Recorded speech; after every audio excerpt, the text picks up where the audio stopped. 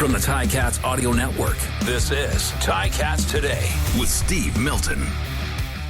It's Tuesday, April 23rd. This is Ticats Today, and I'm Steve Milton. Well, it was a busy season for the Hamilton Tiger Cats. I should say off-season for the Hamilton Tiger Cats. And that's an off-season which is quickly coming to a conclusion with training camp just 19 days away. And when veterans take to the Mac Field Sunday, May 12th, Brendan O'Leary Orange will be out there, almost certainly with the A unit, as a wide receiver.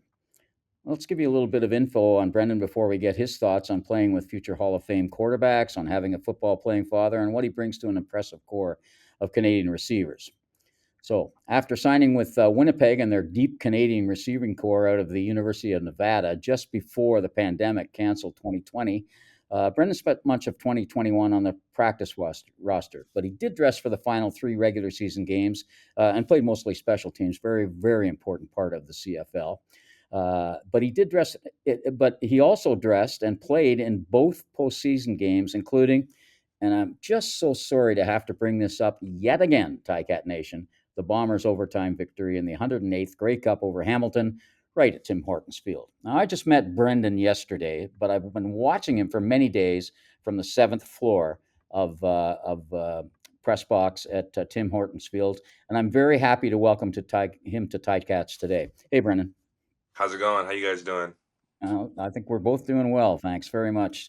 And by both, I mean the producer, David Butko, who's the invisible hand at the wheel here. So back on Valentine's Day, Brennan, you signed as a free agent with the Ticats. You had, I'm sure, many other options, so why here? I felt like it was just really important to me. I felt like you guys had a plan for me, and I felt like it was an opportunity for me to come in and to be able to compete, to be able to achieve a lot of the goals that I have, and just to continue to develop as a player. And it never hurts to be close to home again, close to your parents. Well, I assume that. When you say goals that you have, could you articulate that? What you mean by that?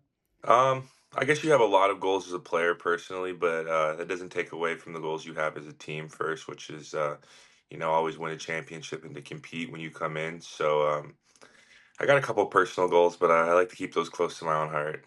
All right. Will you tell us after you do achieve them? I'll tell you after they come true.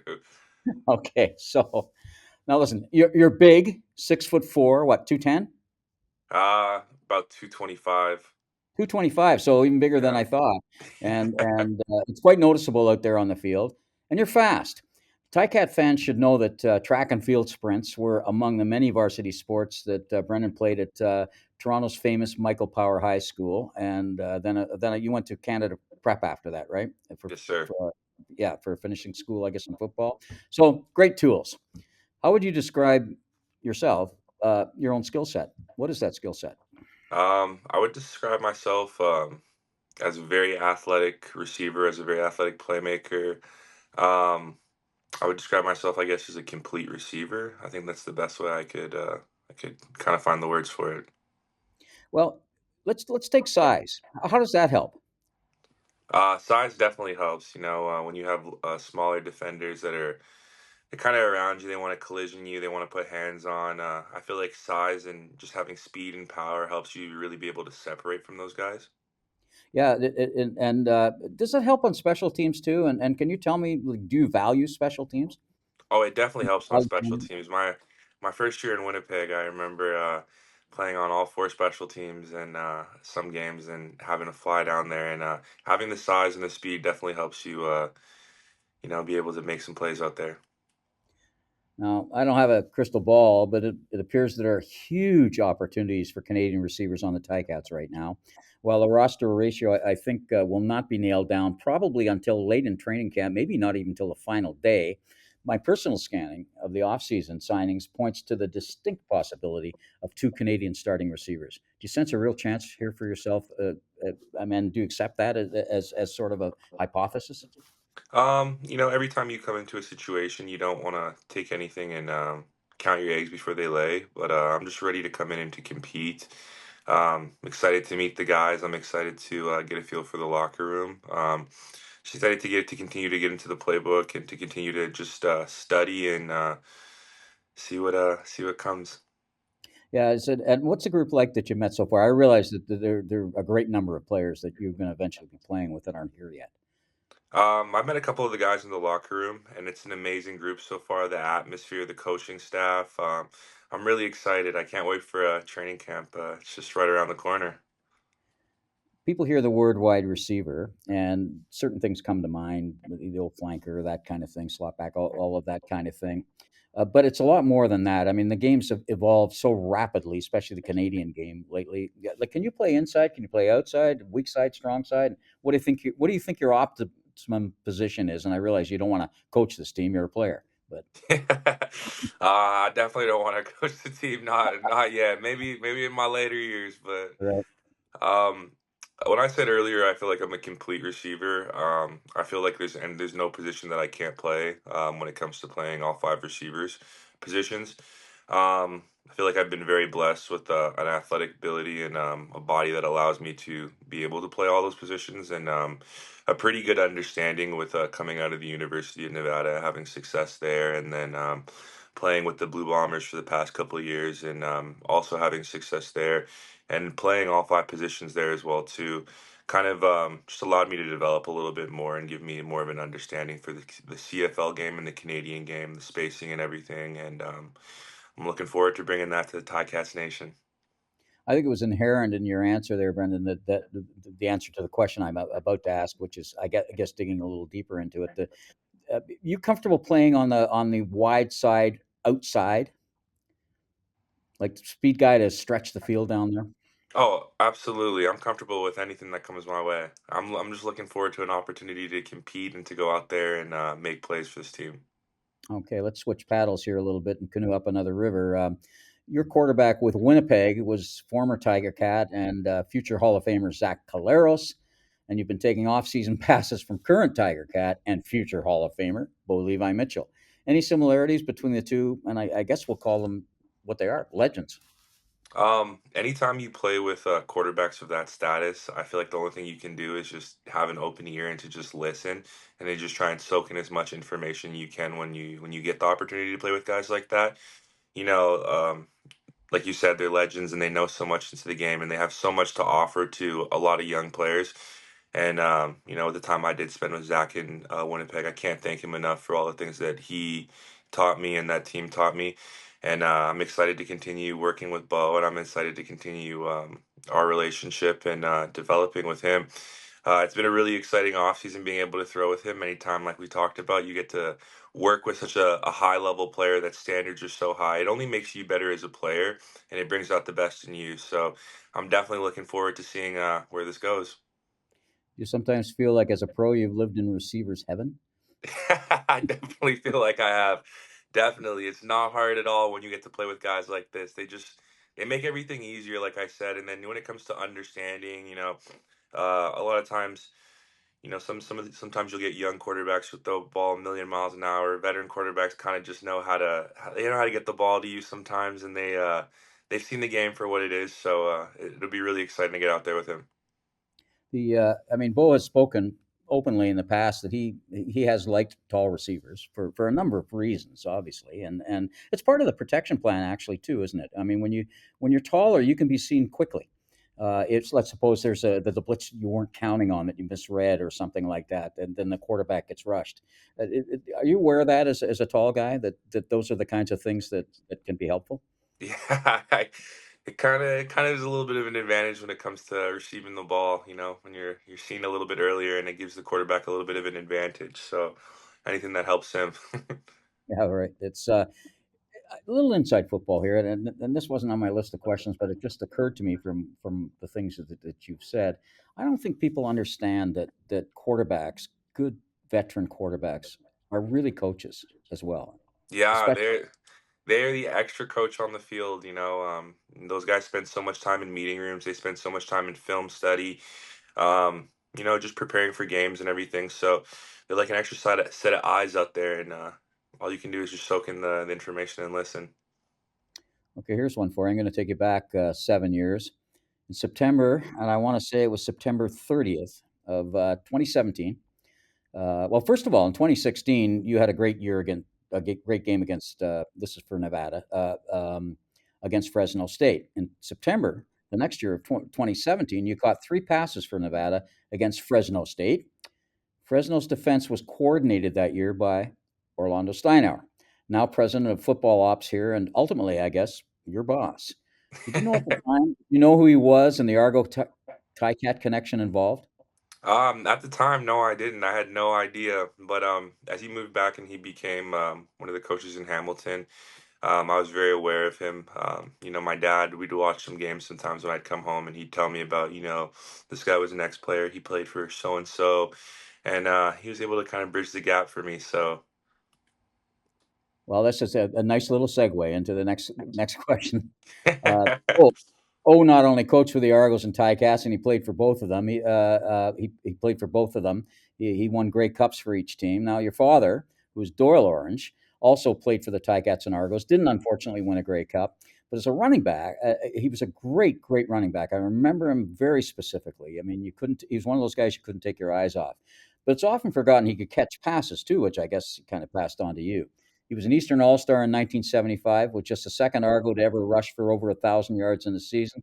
He set the then record carries in a CFL record, not just a franchise record for carries in a game, with a whopping 37 against who else but the Tiger Cats that year.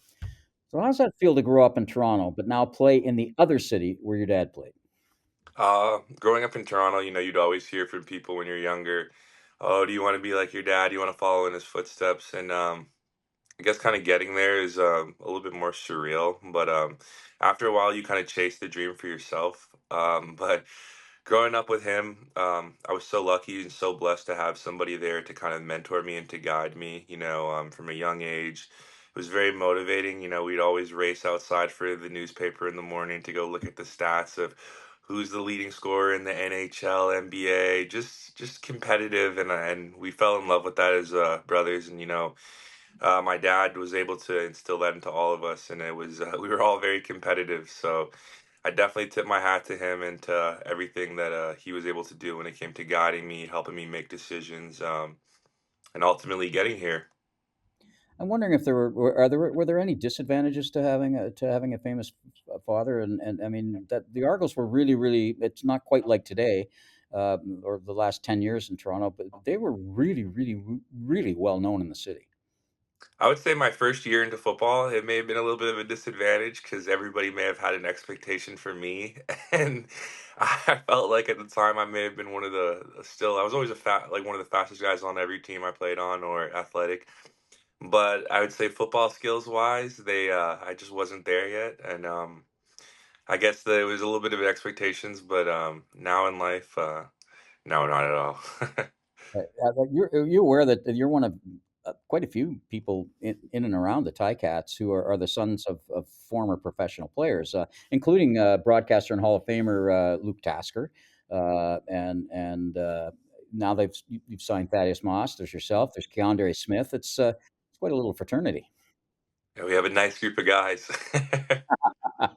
Yeah, we'll actually do something about that. I think when it comes to Father's Day, perhaps. That'll be cool. That'll be real Yeah, cool. that'd be neat, eh? So you were among the player volunteers. This was just on Monday. Who worked with 600 school kids, many of them from disadvantaged situations, in the Tiger Cats' first on the field flag football program.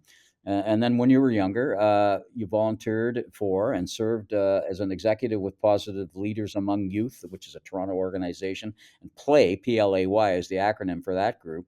And I think we mentioned earlier off camera that you also did some summer work with Toronto Social Services. So, first, could you describe the play program? And as a corollary, and perhaps more importantly, where does your interest in volunteering and helping young people come from? Plays kind of my own organization that's on the come up right now. It stands for Positive Leaders Amongst Youth, and kind of just one of the biggest things that kind of made me want to step in that direction.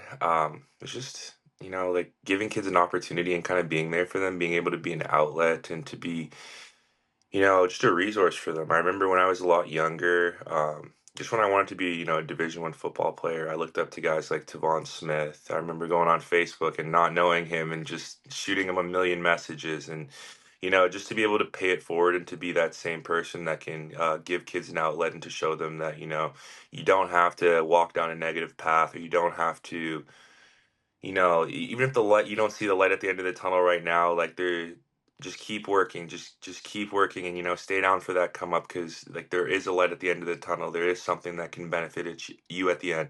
It doesn't necessarily have to be through sports. It can be through strictly education, other extracurricular activities, anything like that. But just kind of giving them the opening their mind and creating options for them, or allowing them to know that they have options. When you say the person that does pay it forward, that does that in any field, they get a lot out of it personally. Can you describe what that's like? I mean, I watch those kids, and it's great. This 6'4" guy that can catch the ball with one fingertip, and can outrun them all backwards, probably. Uh, Suddenly and over to them and going crazy and hugging them after they score a touchdown in a simulated flag football game. What's that feel like? Oh, it feels amazing, honestly, just to see the look in their face when you incorporate everybody, and then just seeing like how much you can make their day. And then it's like you have to remember too, like we at one point in time, we were those little kids we saw these giants that were professional athletes, and they were superheroes to us. So I guess kind of being able to pay it forward once again and to be that role model for the young kids. It's enough satisfaction for me to be able to, keep a very high energy level out there, because it matters, man. And I see my mom every day get up, and she's been a school teacher for, I believe, 45 years in the Brampton Peel district, and for Hmm.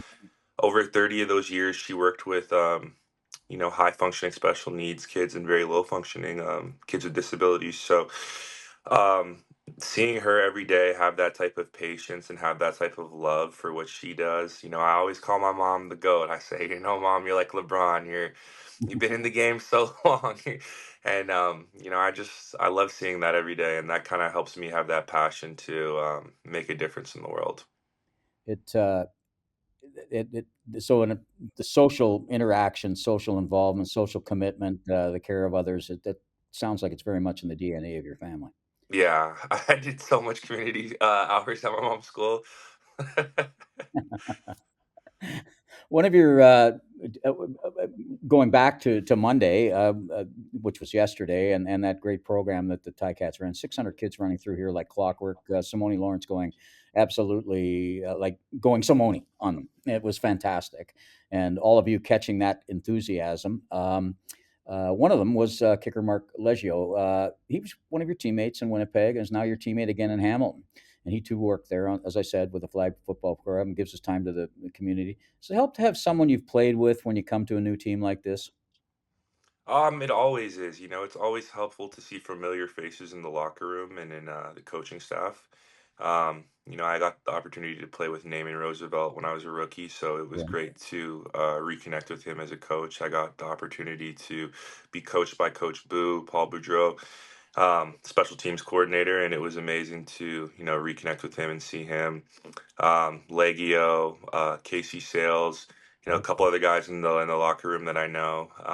So it's going to be really exciting to get out there and to kind of have those guys, just rooting for you and the familiar faces to see you, on an everyday basis.